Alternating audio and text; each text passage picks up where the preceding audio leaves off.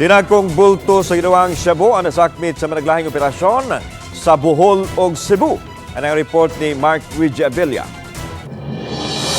27.4 milyones pesos nga balor sa shabu ang nasakmit gikan sa manag-uyab sa barangay Mansasa, Tagbilaran City, Bohol pasado alas 10 sa kagabi. Nasakmit sa kapulisan ang usa ka pakete sa gituho ang shabu nga dunay gibugaton nga 4,030 grams. Ang manag-uyab nga suspect nga nag-edad og 23 anyos ug 19 anyos puros taga Habitat Village sa barangay Bohol. Matod sa Bohol Police Provincial Office nga kinitungod sa nahipos nga impormasyon. Tamingon ta siguro nga nagka magdakpan nga. Siyempre ko, the more nga nag-invest ta sa information ba, gadili, the more nga nanday madakpan yun. Kay mahal ba yun mo palit yung information. Labi na kung katod yung mga couriers, mga budigiro ang atong ato ang i-arrest.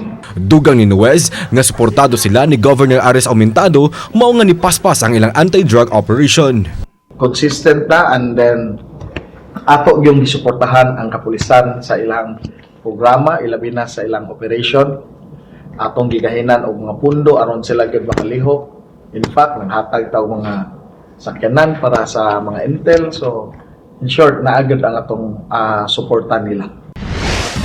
Samtang dinhi sa Cebu City, laing dakong bulto sa shabu usab ang nasakmit atol sa bypass operation sa may Villalon Drive, Barangay Capital Site pasado alas 7 sa gabi. Usa ka 29 anyos nga lalaki taga Sitio Kalubihan, Barangay Gutlang, Argao, Cebu, ang giingong usa ka bodeguero og shabu ang nasikop sa mga otoridad.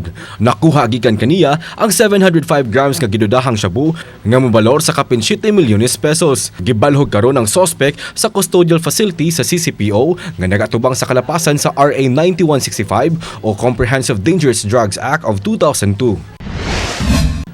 Samtang sa Mandaue City, arestado kining 36 anyos nga babae sa bypass operation sa Barangay Kanduman. Gitumbok siyang street-level individual.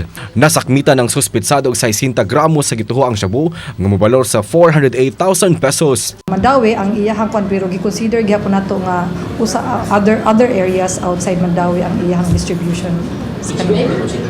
High value individual Mandaue City nato siya nakalis. Kauban si Clans Gabutin, Mark Ridge-Abella. Balitang Bisdak.